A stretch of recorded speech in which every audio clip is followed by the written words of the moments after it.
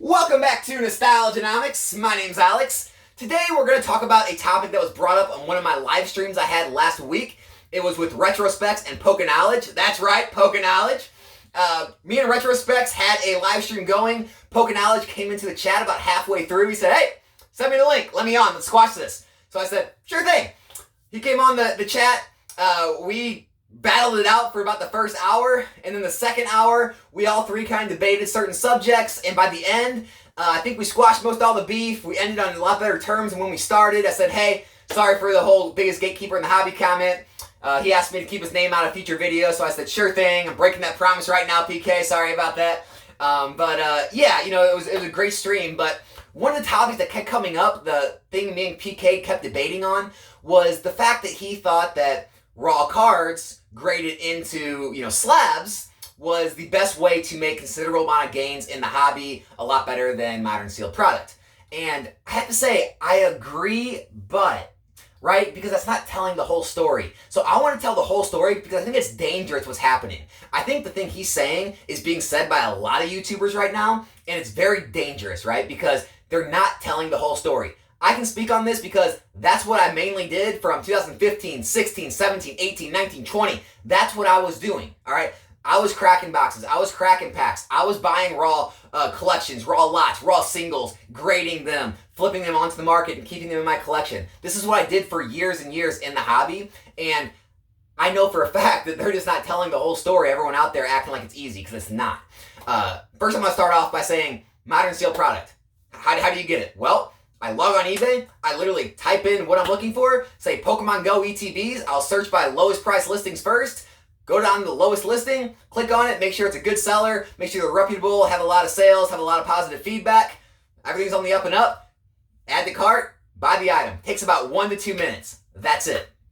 When we're talking about buying raw cards to grade, one, you have to be an expert first, right? You have to have experience. I don't know if there's enough studying you can do to gain enough experience until you actually do it. That's the first problem, is until you've actually graded cards, you don't really know what you're looking for in your pre-grade process. So when you're on eBay, when you're on Golden Auctions or Heritage Auctions, PWCC, you don't really know exactly what you're looking for. I mean, you may look at a card, look at the pictures and say, oh yeah, that's a 9 all day. When I can look at the card and say, you'd be lucky to get a 7. And that's the first problem, is you have to get good at pre-grading cards. You have to get good at getting on eBay, looking at all those pictures, blowing up the pictures, looking at the card really closely, and being able to tell yourself and be honest with yourself and say, okay, this is probably an 8. On the low end, it's a 7. If I get lucky, it could get a 9. And then what you need to do from there is you need to go and research what the 7s, 8s, and 9s are going for, what they're actually listed at, what they're actually selling for, how liquid they are, and that way you can figure out your exact profit margin that you have built in when buying the raw card. Because you have to buy the raw card, okay? You have to send it in to PSA, CGC, Beckett. You have to wait for it to be graded, and then you have to get it back, and then either keep it or flip it onto the market. Also, there's a time frame there, right? There's a time frame of that grading process. Well, depending on what card you buy, the market could shift during that time. So you don't know if the market's going to be lower at that time, meaning all that effort you put into all the research, that could have went out the window if everything dropped by 20%. You could get that card back and already be behind in your investment just because the market shifted in that time it took to grade. So that's the first issue, is that you have to become an expert on what you're doing, okay? The second issue is time.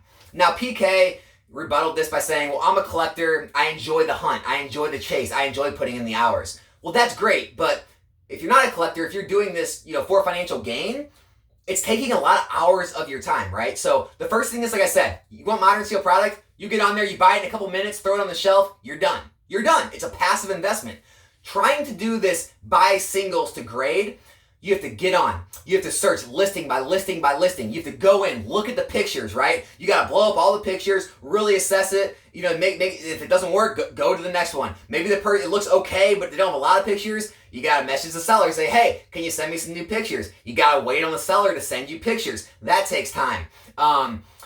It just takes time. It takes hours and hours to find that card. And then also, when you do find the card, like I said, you have to make sure it's worth buying. You have to see the price, see what it's going for, and the grades you think it's going to get, the range of grades you think. Like, okay, if it gets a 7, I can break even. An 8, I'll make a little. 9, I'll do well. Okay, it makes sense. Well, here's the next problem. actually getting the card, right? Let's say you buy the card, everything was on the up and up, you thought it was good, you get it, and it's not like the pictures show. There was a crease or a bend you didn't see in the pictures, or it had more scratches and it wasn't near mint as they said, and you say, hey, this isn't as you said it was, I need to send it back. And the seller says, hey, no refunds. And you say, okay, no problem, I'm gonna go through eBay. And the good part is eBay usually does side with the buyers, so you probably will get your money back. Here's the problem. You already spent all that time and effort searching for the card, right? You got the card, you waited on it to get mailed to you, all right? If you finally got it, and now you're going through this process. Maybe the seller doesn't get back to you in a few days, they finally get back and say no returns, then you message eBay, eBay will tell the seller, a few more days goes by, eventually they're made to refund you, you have to send the card back, you have to wait more days, then they finally get the card, and they finally refund you your money. Now your money's finally not tied up anymore, you got it back. Now the whole process starts over. You gotta go find another card that works. And so this is just a very strenuous process. It takes, hours, sometimes days, sometimes weeks, months, whatever it may be. And it's just a lot of time that goes into it. And if you're not just a collector doing this for fun, if you're actually trying to make money, you could probably do a lot of other things in that amount of time to make money, because for Modern Seal, it doesn't take that time. The other thing I wanted to talk about is the lots that I used to find back in 16, 17, 18, 19, 20, the collections I used to find, the raw mint singles I used to find, a lot of that's dried up. Jake from Pokenomics, Dan Catch 'em All Collectibles talked about it in a live stream, how they may only find those really good lots maybe once or twice a month now. Once or twice a month. Dan does this full time. Jake's admittedly obsessed with Pokemon, bids on thousands of auctions. He's always in tune to the markets. If those guys can only find a couple a month at their level, how do you think everyone else out there is going to find them? That's another problem. If there's a finite number of collections and lots and mint cards below market price where you can actually profit on. It's a finite number. Where Modern Sealed, it's open for everyone. There's enough product out there for anyone watching this video to go and do themselves. And so the entry point is a lot more open than it is to get into this, buying singles and trying to grade them and flip them for profit. So that's the other issue I have with that. The last issue I have is that everyone wants to talk about it like it's a sure thing. Like, yeah, I bought the single here, and then I got it back from grading here, and it was worth this much more, so I sold it here, and I made this much money. But no one wants to talk about all the work, all the hours of research, all the hours of searching for the card, all the effort it took. I mean, when you get that card in, it is how you look. You have to go through the process of grading it. So you gotta put it in the semi-rigid. You gotta get on CGC or PSA, make an account. You have to go put in all the right numbers and everything for the card, make the order, send the order into those companies. I know the turnaround times, they have turnaround times and it says a certain amount of days, but those amount of days don't start until they actually start the order, meaning it could sit there for days, weeks, however long before they even start the order. You have to wait for them to grade it, wait to get it back, and then when it gets back, it's a gamble. You're rolling the dice because you might not get that 9, you might get that 7. I'll tell you right now, I used to open first edition Fossil, first edition Jungle booster boxes. I would grade all 12 of the hollows. We'd open all 12 of the heavy packs, send in the hollows.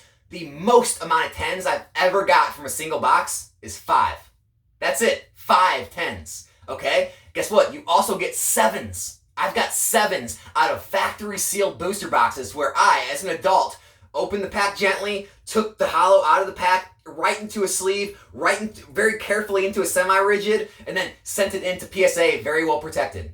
I've done that, okay? Still got 7s. You usually get a lot of 9s, some 8s, maybe a 7, maybe a few 10s. That's what you get out of a WotC booster box, okay? So that's the type of condition that's out there when you see mint cards on the market. Just because they're mint does not mean they're getting 9s and 10s. I just want to throw that out there. Another thing that can happen, there's risk when shipping, right? There's risk when other people handle your cards. I had PSA damage one of my cards. They owned up to it. It took some emailing back and forth. They finally said, no problem, we're going to pay you the difference. But what happened was they paid me for the price of the mint single, okay, of what the market price was at the time.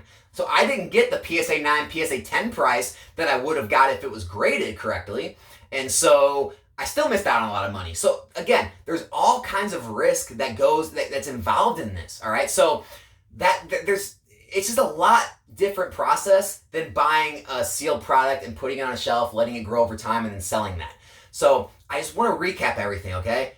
unless you're a collector and you really enjoy this, this is going to take so much more of your time than you realize, okay? You're going to have to learn how to pre-grade. You're going to have to learn where to look for these deals. You're going to have to go through so many listings, look at so many different pictures, possibly email sellers, trying to get more pictures, trying to work deals. When you finally do get the card, hopefully it looks as it did in the pictures, or you have to send it back, go through that whole returns process. If it is how it looked, remember, you have to go through and be honest with yourself where it's going to grade, and make sure it fits in your budget, to where if it hits a 7, you're still going to break even, and 8, you're going to make money, and 9, you're going to make kind of a home run, and 10, you're going to be out of this world, and then you're kind of rolling the dice, gambling it with the grade. If the grade comes back lower than you thought, you might lose money. If the market shifted during that time, you might lose money. You might be holding on to a junk slab, or you might just have to sell it at a loss. There's all these factors that go into it. I can't even list them all in one video, but these are all the things that I've had to deal with, that I learned, that I experienced coming up in the hobby, that a lot of people jumping into this, they haven't put in the time, they haven't learned all these things, they haven't had things go wrong. So even if you jumped in and had a little success, or you've had a few things go right, when the things go wrong, that's where you really figure out, who's going to stand the test of time. Because things will go wrong when you're going into this grading game. And I just want to make this video so not everyone out there gets hurt, because there's this big push right now on, hey, buy mint singles, grade the mint singles, you can flip them on the market because everything's up right now, and you can make a huge amount of gains in a short amount of time. And yeah, you can. No, I'm not saying you can't. I'm just saying not always. I'm saying the risk level is a lot higher than buying modern steel product at or under retail value. And so I just wanted to unpack that issue a little more. It didn't get unpacked as much as I would have liked it to in the live stream. And I hope this kind of opens everyone's eyes up to kind of the realities of buying raw mint cards, collections, lots, and actually doing the grading, actually doing all the research, all the work, putting in the hours that it takes. Because unless you're really involved in this hobby, you really want to be into Pokemon, you really want to devote your time to it, it's going to be really hard for kind of a passive, collector, passive investor who only has maybe a little bit of time each week, who maybe watches a video or two, or watches some of the videos, who doesn't have really that amount of time or energy or effort to devote to the hobby, to do very well doing it. So, hey, anyone out there who is doing well, don't worry about it. If you got the time, if you got the expertise, if you got the knowledge, keep it up. Keep killing it. Keep getting those raw mint singles, keep finding those collections, keep finding those lots, and keep making money. Do what you know is best. I'm just trying to make this video so that the people who don't know what's best right now, they don't get hurt trying to do what everyone else is doing. So, hope everyone enjoyed the video. As always, leave me a like, leave me a comment, let me know what you think, and please subscribe to the channel if you're not yet. My name's Alex, this is Nostalgianomics, and I'll be back here with a new video soon. I'm out.